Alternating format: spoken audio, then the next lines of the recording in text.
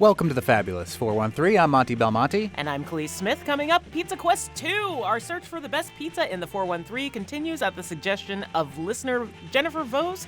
We'll go to Family Pizzeria Europa in Springfield. Oh, I'd go to Family Pizzeria Springfield in Europa, too, if that was an option. If that were an option, Yeah. we would go. And we'll talk with Kristen Vangenhoven about Wham!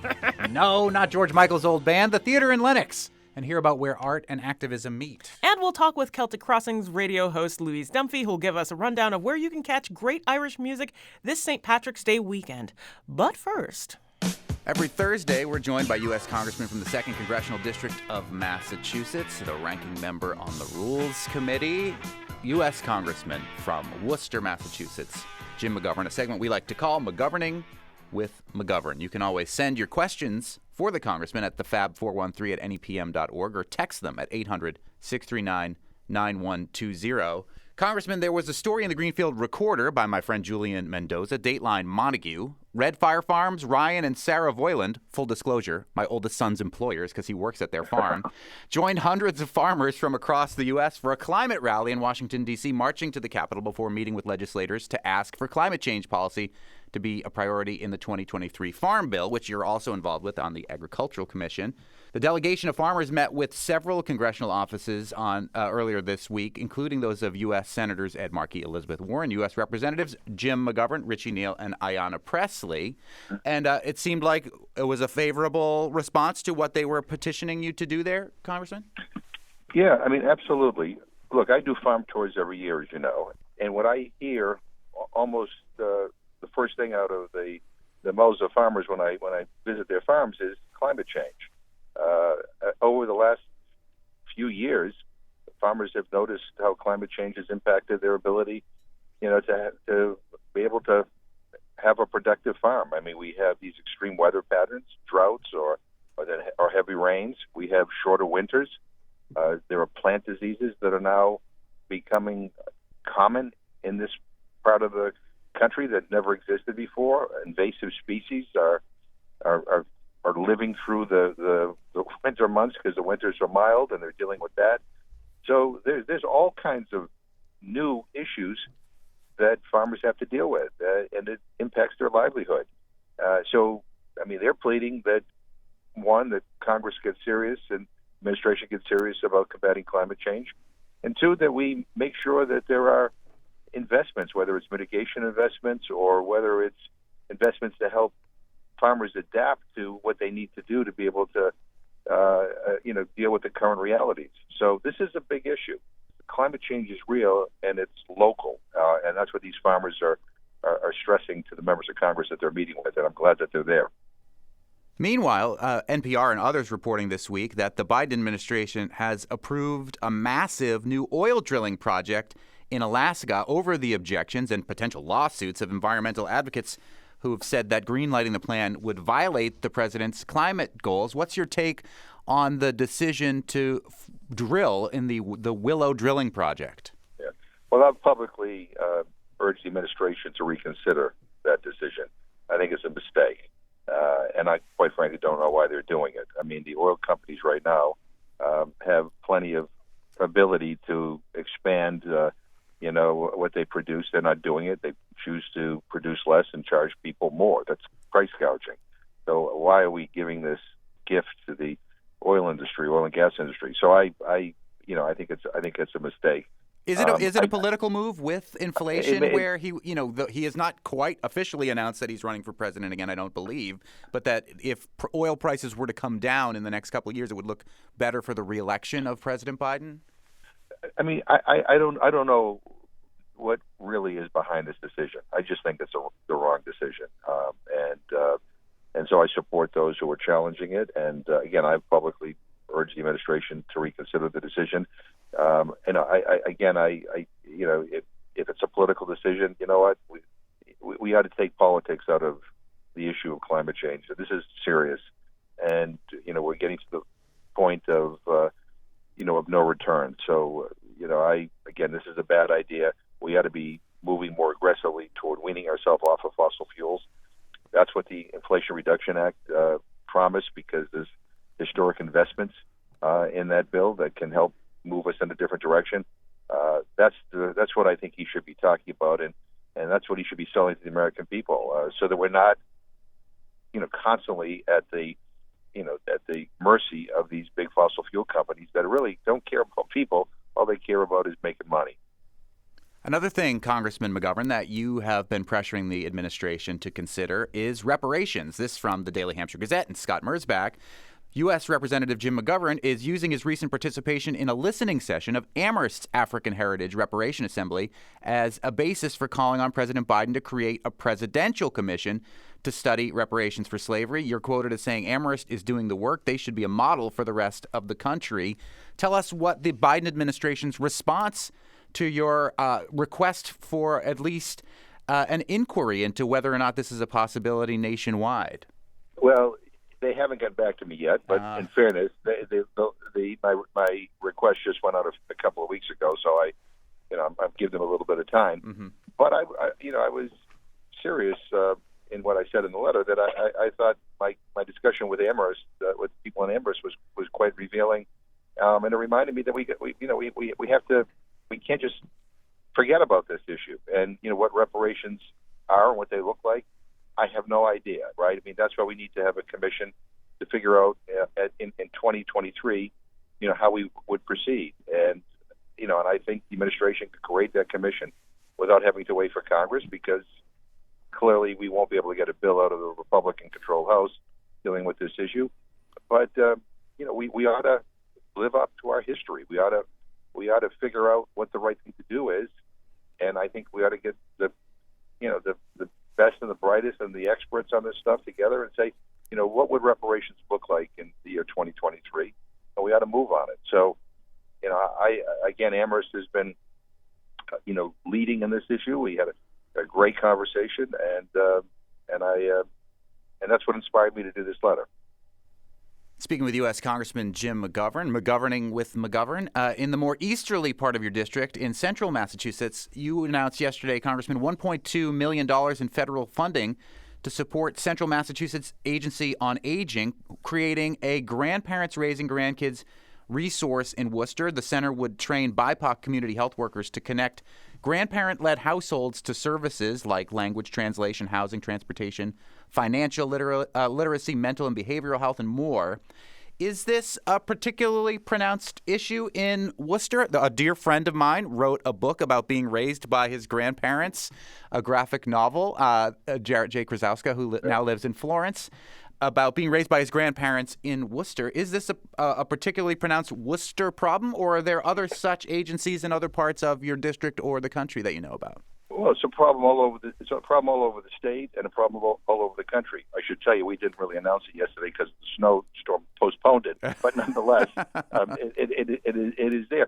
Look, for a whole bunch of reasons, right? We see situations where grandparents are raising grandchildren, and it's complicated because grandparents may be living in senior housing that doesn't allow for younger people to also live in that same housing, and so we have to address the issue of how we find affordable housing for these families. Also, just the dealing with school systems, healthcare, and all these other programs that can aid parents who are raising their children, but don't necessarily translate to grandparents raising their children. Mm-hmm. And so there needs to be a central system, if you will, to help aid grandparents to figure all this out. And there also needs to be, appropriate investments in housing that can accommodate grandparents raising grandchildren. And, we just got an earmark for such a project in Athol, which will be up and running in the not-too-distant future. But this is an issue all over the country, and it's something that we need to focus more attention on because it's complicated. And is this modeled after other agencies doing the same thing elsewhere? Yeah, I mean, there are other agencies that that are kind of a clearinghouse for people who deal with certain issues. But we right now, I mean, if you're a grandparent raising your grandchildren, and you try to figure out, okay, like, how do I deal with the school system? Well, you got to call the school system. What about housing? Well, I don't know. I got to call somebody else about that. What about how we deal with health insurance making sure my grandkids get the health care they need. Well, I got to call somebody else. It's overwhelming, and grandparents lovingly are taking in their grandkids, again, for a variety of reasons, because parents can't quite do it. But we want to make it so that grandparents can be all that they can be, and that these kids get all the support that they need. And grandparents, again, who many of them living on fixed incomes, don't have the resources just to be able to pick up and, feed an additional mouth or 2 mouths or 3 mouths, whatever. I mean, there are a lot of challenges there. This is an attempt to try to make kind of one-stop shopping to make it easier. And this is a much, much bigger problem than people realize. The number of grandparents raising grandchildren, has proliferated all over Massachusetts and all over the country, and it is a big deal. Congressman McGovern, you've been spending time in your district this week, despite the fact that there was, in some places, historic snow. Yeah. You spent time in Buckland and Goshen. Are these new communities that you're representing with the redistricting? Yes, I'm trying to get to know these new communities. Mm-hmm. So I was in Buckland yesterday. We were supposed to go to Shelburne, but the power was down, so we had to skip that. Uh-huh. And then we went to Goshen. Almost didn't make it because a number of the roads weren't plowed and couldn't get there, and there were wires down. But we made it. We were 40 minutes late, but we ended up making it. And I'm on my way to West Hampton, and we're going to Chesterfield, Williamsburg. Your aide Kobe telling you everywhere you'll be going today. Kobe, I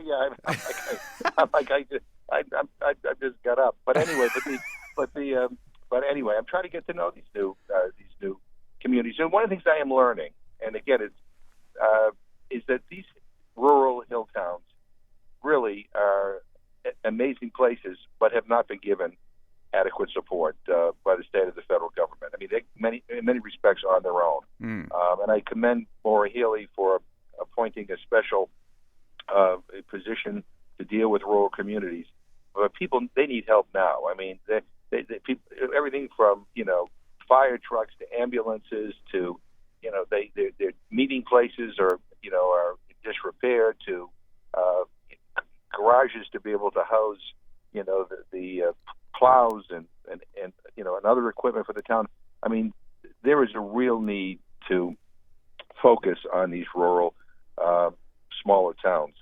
Is that something that the federal government can intervene on? I mean, when you're talking about the roads being plowed, that's a municipal issue largely, and fire trucks and things like that oftentimes fall under the umbrella of taxes municipally or maybe state. Right. But is the federal government, where you are spending your time representing them, able to assist in those things?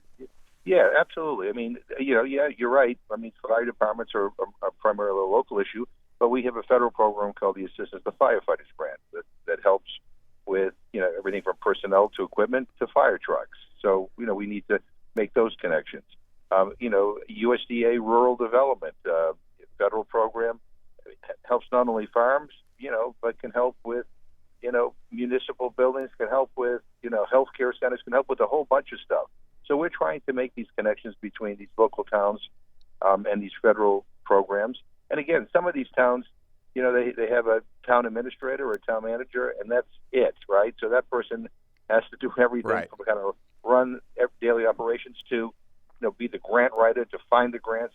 So we're trying to figure out a way here to make it a little bit easier for people and to establish communications directly between these local towns and these federal agencies. And I think we'll be able to help. But I'll tell you, they're amazing places, and I even believe that we need to do a better job here in the state in terms of promoting tourism in some of these communities. They're absolutely beautiful, and even going through this, the snow yesterday. I mean, and wondering whether we'd make it. It was breathtakingly beautiful, and we had to do a better job of promoting these areas for people, not only throughout the state but in other states as well. The NEPM news director, Sam Hudzik, drew my attention to the fact that Mass Live tweeted a picture of you, Congressman McGovern, shoveling your sidewalk this week during the snow that we've been talking about. Sam says, "I'm intrigued by the sneakers while shoveling decision. It's either overconfidence or poor planning." Was it overconfidence or poor planning, Congressman? Poor planning. Okay. Poor planning. Yeah, no, I joke. My wife wanted me to have a heart attack. That's why she had me out snowing.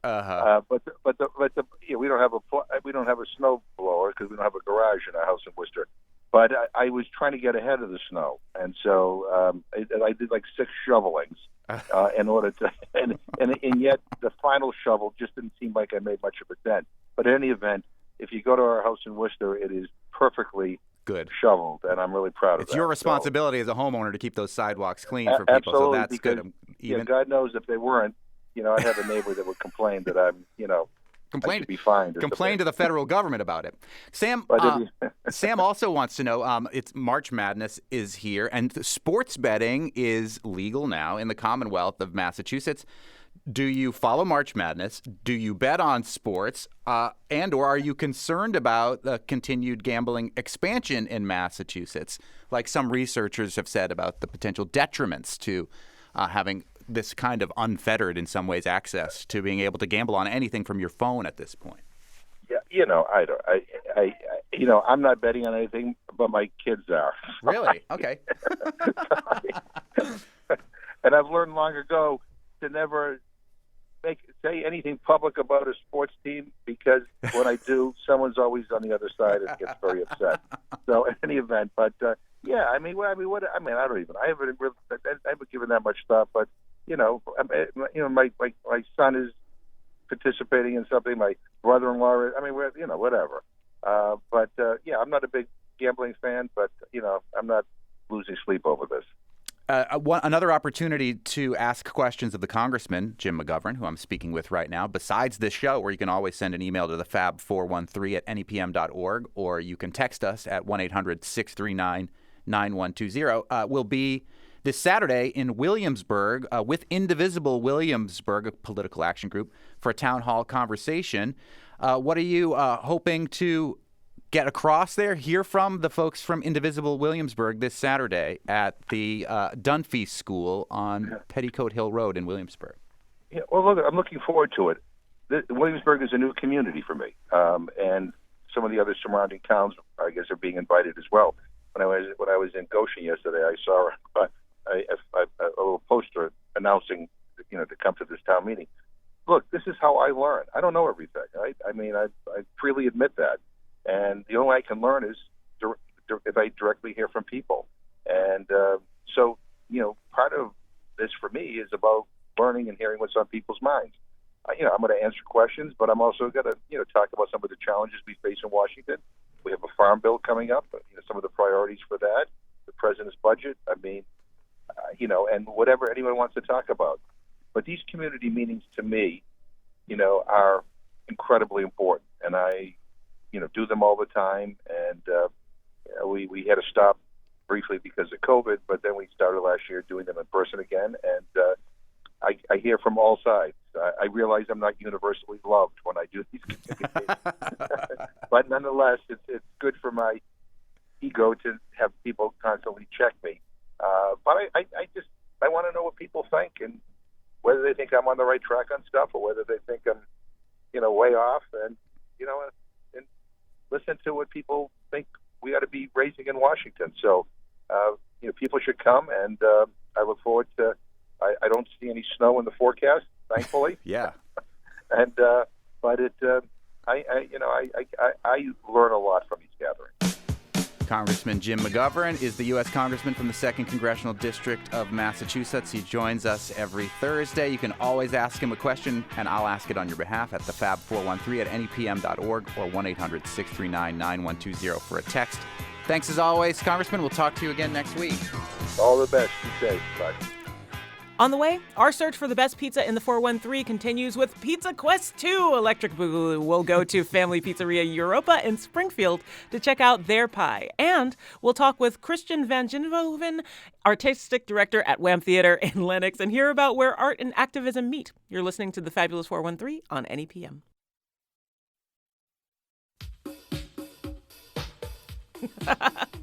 Welcome back to the Fabulous 413. The mission statement of Lennox's Wham Theater, an acronym for Where Arts and Activism Meet, states that Wham engages the community by producing theatrical events for everyone, with a focus on women theater artists and or stories of women and girls, by donating a portion of proceeds from those theatrical events to organizations that work to benefit the lives of women and girls in our communities and worldwide. Tickets are now available for their spring main stage production, What the Constitution Means to Me, a co-production with the Berkshire Theater Group.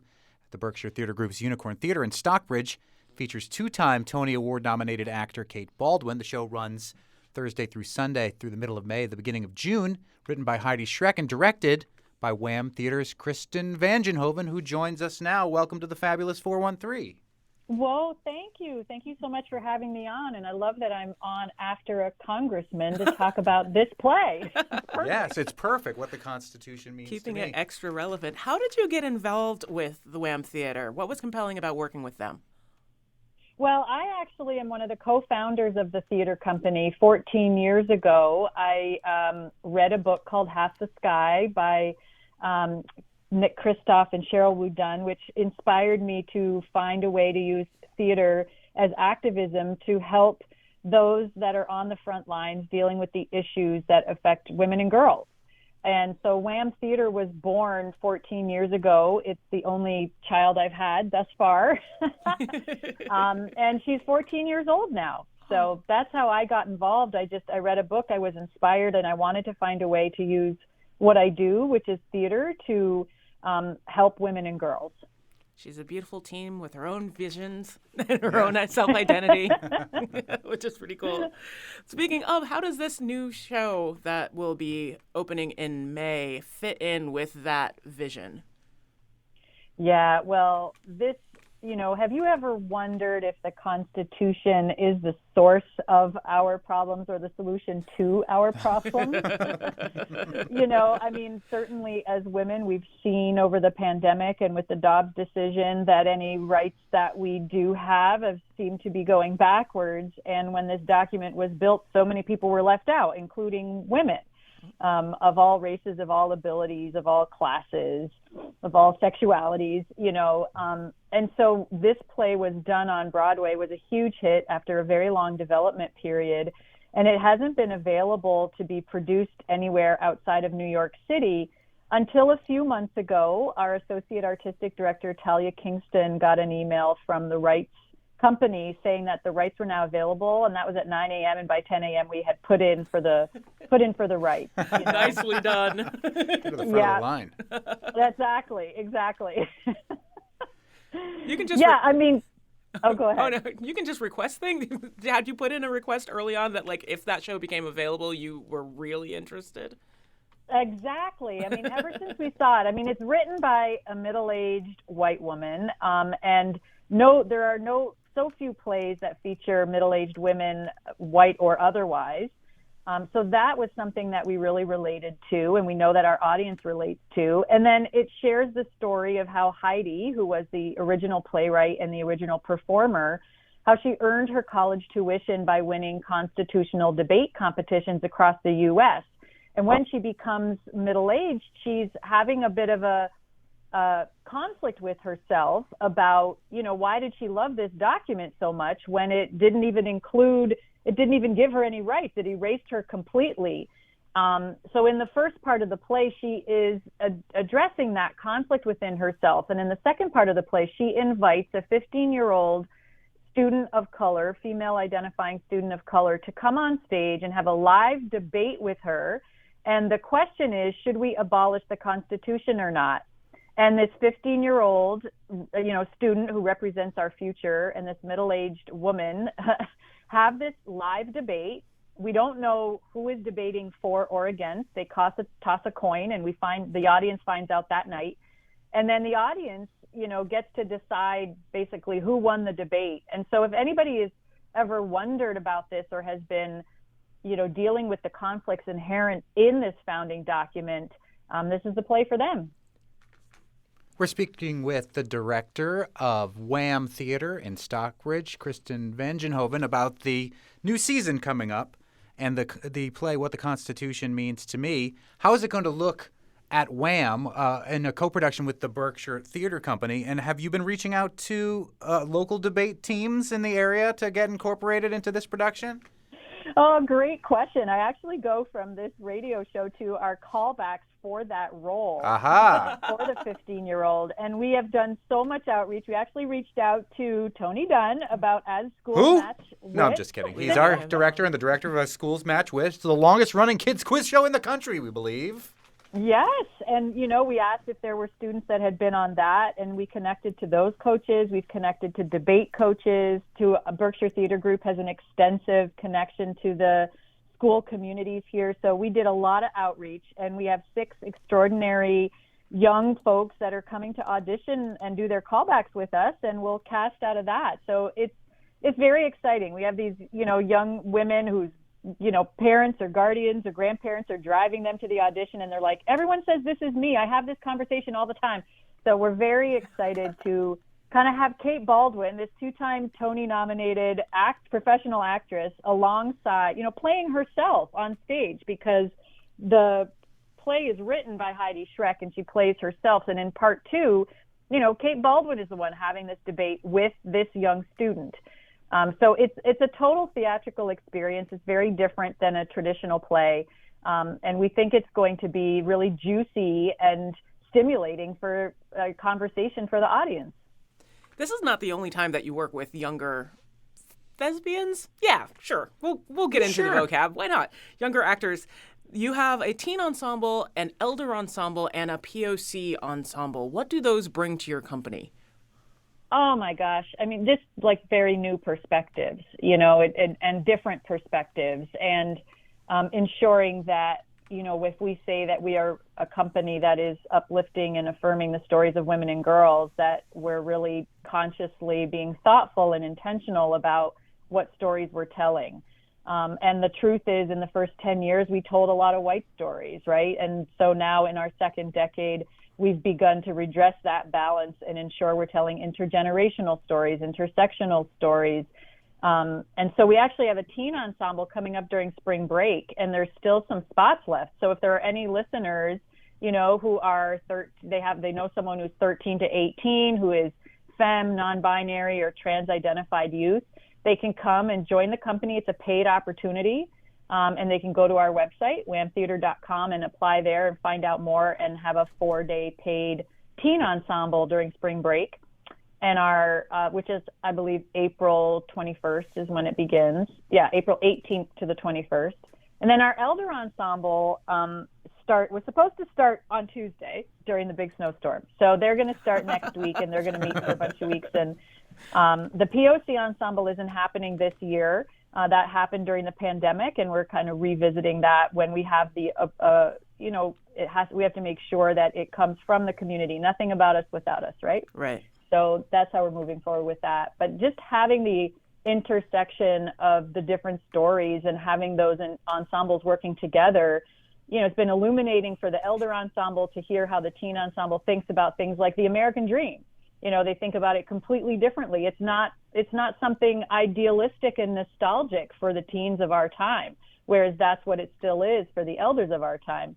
And it's a very different, definition of it for our POC ensemble. So having all of that conversation happening together really opens up people's hearts and minds, gets us walking in each other's shoes, and helps us move forward into a world where everyone feels equal and an equal sense of belonging. Which is what I feel like theater is generally supposed to do. Yeah, theater is such a great space to have these conversations in an artistic way and to open people's minds up to these concepts that might be hard to have over a dinner table or something like that. But when you see it presented in this way, with the youth that you've worked with in the past, how has this affected their worldview? The name of the theater is Wham, where arts and activism meet. Do you feel like the people that you work with come in with one perspective and leave with a different perspective in regards to art as activism? I think that might be true, just sort of speaking for myself, for some of our adult or older audience members. But I think you have experienced this, and that the youth of today, for the most part, is extremely engaged. They're globally connected in a way that they never were before. They're inheriting this world with so many urgent issues. And so many of them are just inherently activists already.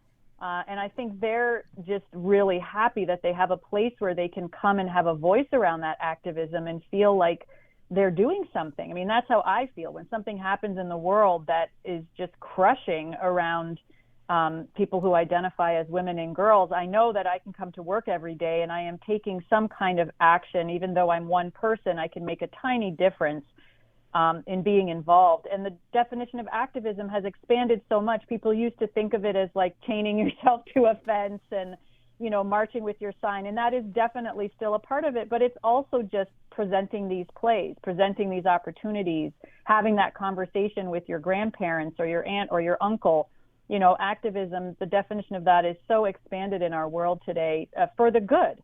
So I think our teens are just, they relish the opportunity to really live in that activist space with us and use art to express the passion that they're feeling for the issues of our world today.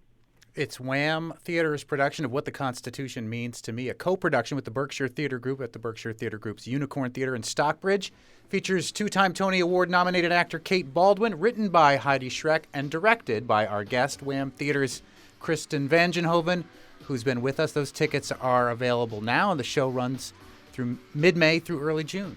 Coming up, Pizza Quest 2. Our search for the best pizza in the 413 continues. We go to Family Pizzeria Europa in Springfield after a suggestion from listener Vose.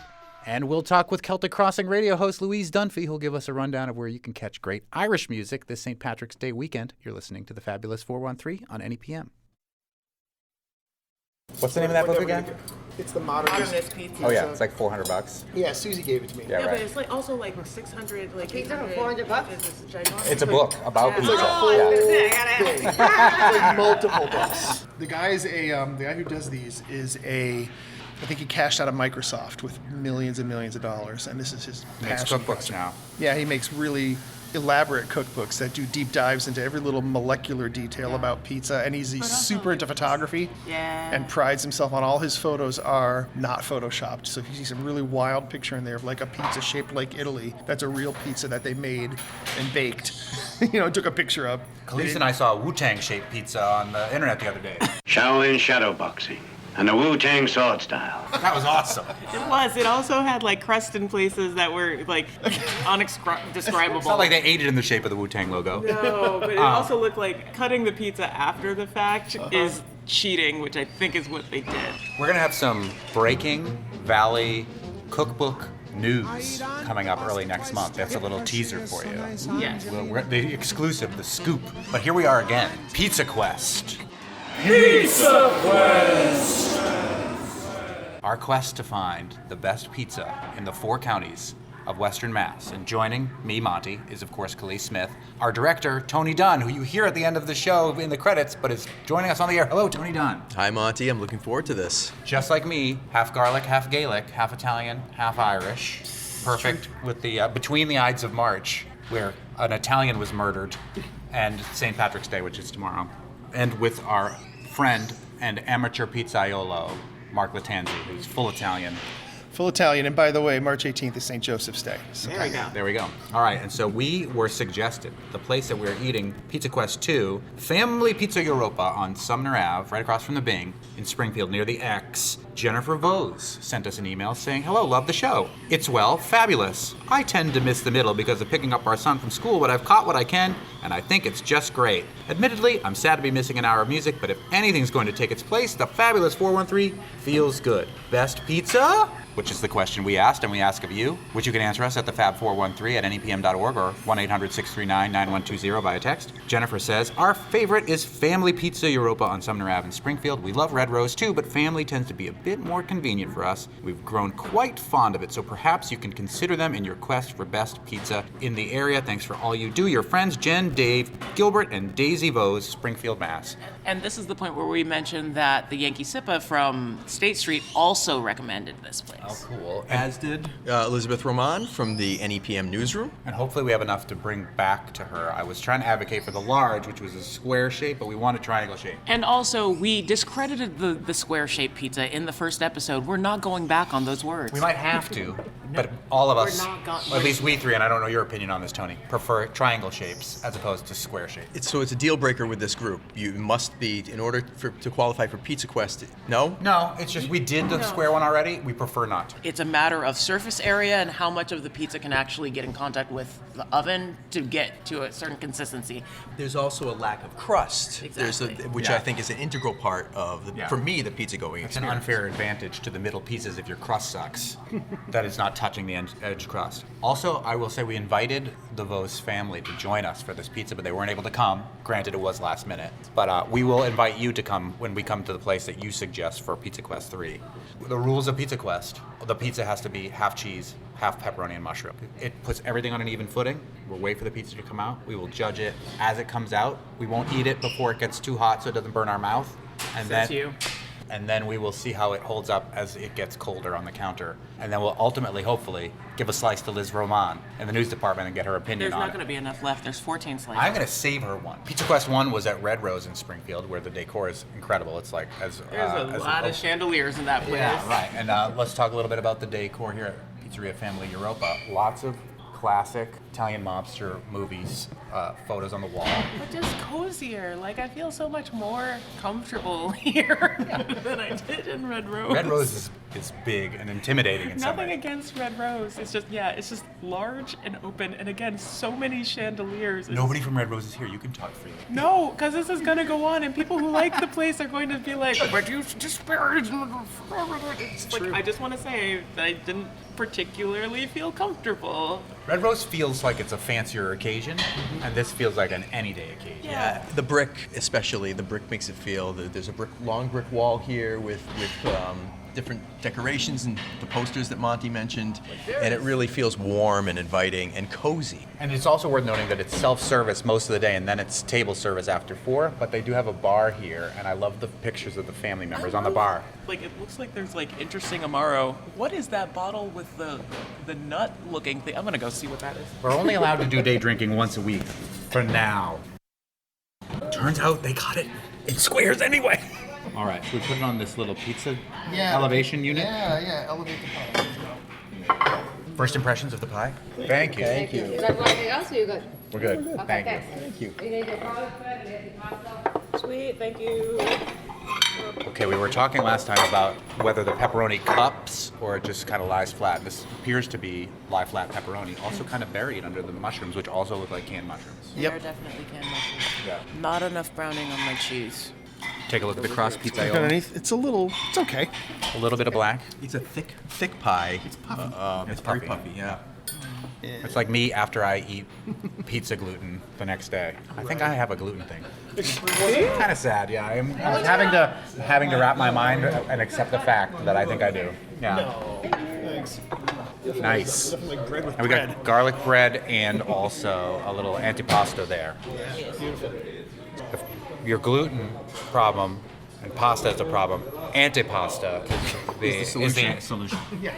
It's always the solution. Okay. Are there anchovies in that antipasta, which is always key for me? No. This is the hardest part. Waiting. Thank you, Tom Petty. I wonder if it's the time of day.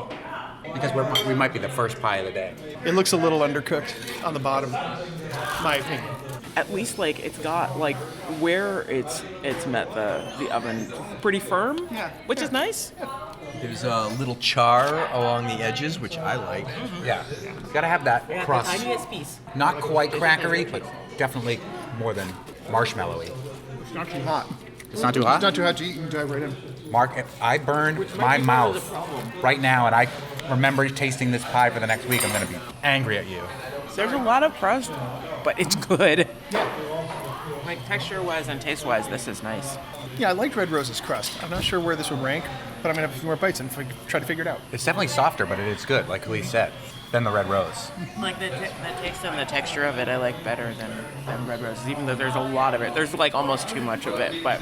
And Red Rose had a very oregano-y sauce, and this has a more traditional, standard type sauce. Nothing to write home about, but still very good and nothing overly noticeable about it. I think the level of cheese is great.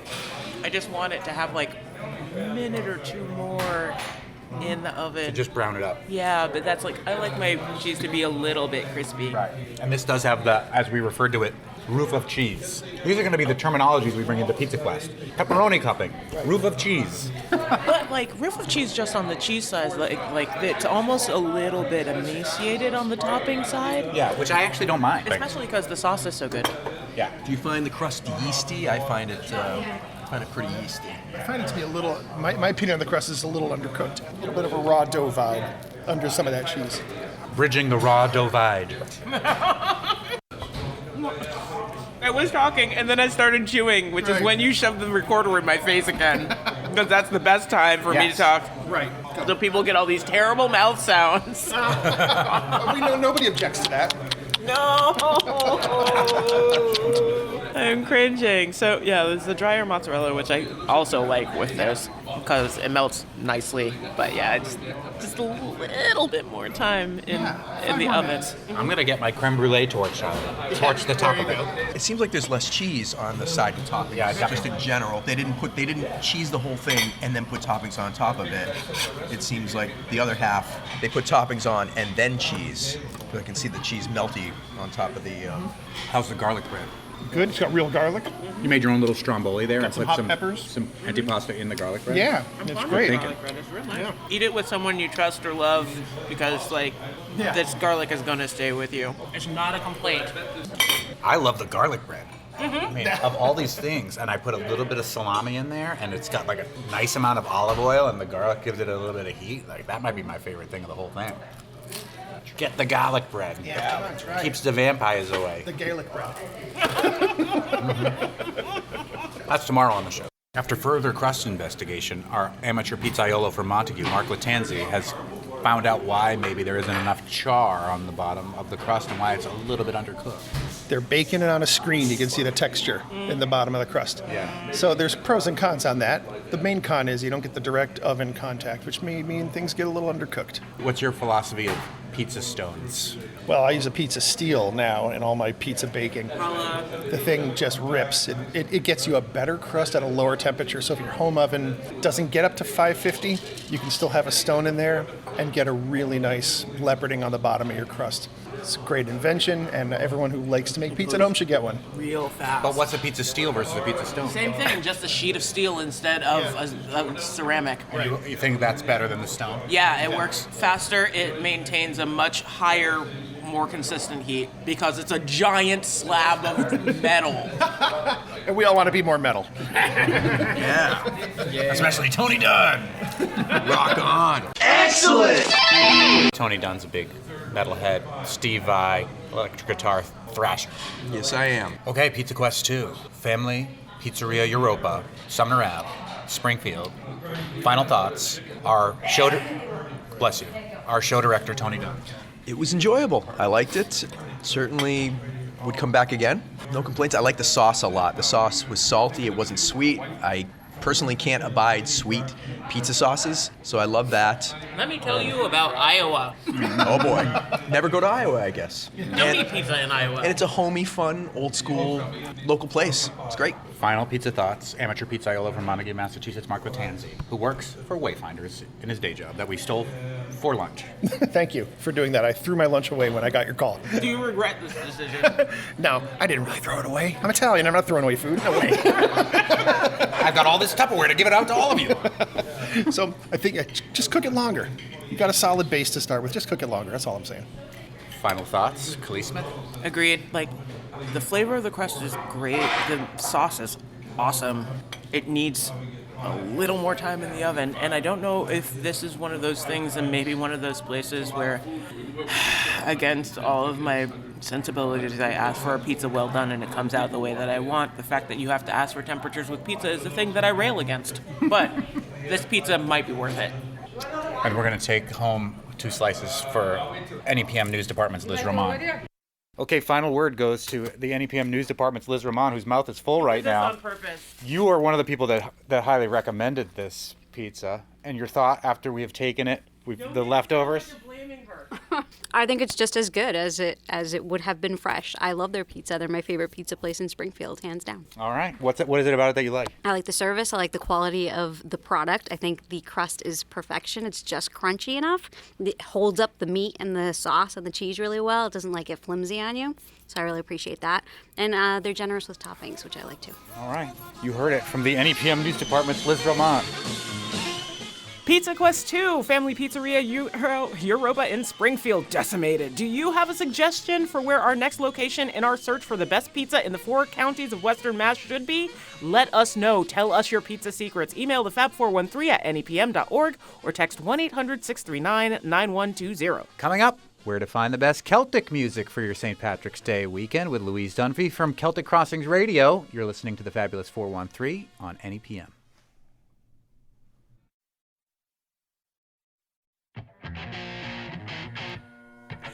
Welcome back to the Fabulous 413. Louise Dunphy is a radio host behind the program Celtic Crossings, which airs Sunday mornings on our alma mater 93.9 The River and on WMUA in the years before that. Welcome, Louise. Oh. Well, I can't tell you how delighted I am to be with you today. I was so worried. My favorite pizza is Frontier Pizza in Sunderland. Okay, Frontier Pizza in Sunderland. Adding it to the list, Louise. In the few minutes we have left here, give us your top takes on who's playing where musically for St. Patrick's Day weekend this weekend. I need to let y'all know that tonight you can see the fabulous Winifred Horan, formerly of Solas. Solas is on a long extension away from Solas, and they're all doing marvelous things. Winifred's with their new group, Reverie Road, at the Gateway City Arts in Holyoke, down there on Ray Street. It's an 8 o'clock show. The door opens at 7, and Jared's, the restaurant right there, opens much earlier than that. So let me go on for you there, Monty. Tomorrow is a very big day, because tomorrow's St. Patrick's Day. Right. And it's Rosie Kane and the Wild Irish Shenanigans at 7:30 at the Unitarian Society of Northampton. It's going to be a great concert. At 8 o'clock... They're going to be joining us live in the studio tomorrow, and they're at Hawks and Reed over the weekend, too, so that should be fun. That's right. They're at Hawks and Reed Saturday afternoon, 2 o'clock. But tomorrow night, it's the Big Bad Bollocks at the Drake in Amherst. Nice. Yeah. So if you like your Celtic music... on the punk side, this is the group for you. And Johnny Allen, another radio host. Johnny Allen, yes, yep, he's the lead. Yep, love that guy. Also tomorrow night over at Brennan's in Holyoke, it's the Boston Blackthorn. Lovely guys, they're a great group. It's at 4:30. So for those of us who like happy hours to get home early, this is the show for you. That's my kind of show. That's my kind of However, tomorrow night, I will be at the Parlor Room because it's Kevin Burke, one of the greatest fiddlers in the world today, along with Nuala Kennedy and Emin O'Flynn. They're all fabulous musicians. It's going to be a great show tomorrow night at the Parlor Room. Tickets you can get by going to the website. So listen, also tomorrow night at the Irish Cultural Center over in West Springfield, it's one of our local groups, traditional, fabulous group. I love these guys. It's New Leaf. It's going to be a great time there. Great time. It's not the name of a pot shop. It's a local Celtic band. That's right. Different type of green. That's right. And so you say. The fourth Sunday of every month now, you can catch the Irish session with the members of New Leaf Sunday afternoons, the fourth Sunday of the month, over at the Gateway City Arts. We're having a fine time there. Louise Dunphy is the host of Celtic Crossings on our alma mater, 93.9 The River, every Sunday morning. It's a beautiful show to listen to wake up to, and thank you so much for letting us know everything that's going on with music in the 4 counties of Western Mass for St. Patrick's Day weekend. Well, Monty, thanks for having me. I'd like to get the word out. If you want to know more, go to my Facebook page, Celtic Crossings Radio Program. Tomorrow in the Fabulous 413, straight up St. Patrick's Day shenanigans with live in-studio band Rosie Kane and Wild Irish Shenanigans. A lesson in the Irish language with Emmer McGuire and Gerald Costello, who teach the language at Elms College. And the Whiskey Thunderdome. Whiskey shenanigans. Yeah, Irish whiskey tasting shenanigans live in the studio with Sean Barry from Four Seasons in Hadley. Our director is Tony. What's a nicer way to say serviceable done? Our engineer is Betsy. Thanks for the cookies and maple syrup, Cordis. Our technical team is Kara, sizing up the CD library. Foster Bart loves playing disc jockey Rankin, and punk rock Dubé. Musical thanks to Spouse, Happy Valley Guitar Orchestra, Pryden, Jay Giles Band, Wham, and all the Celtic bands that we just talked about. I'm Khalees Smith. I'm Monty Belmonte. Happy birthday, by the way. Oh, thanks.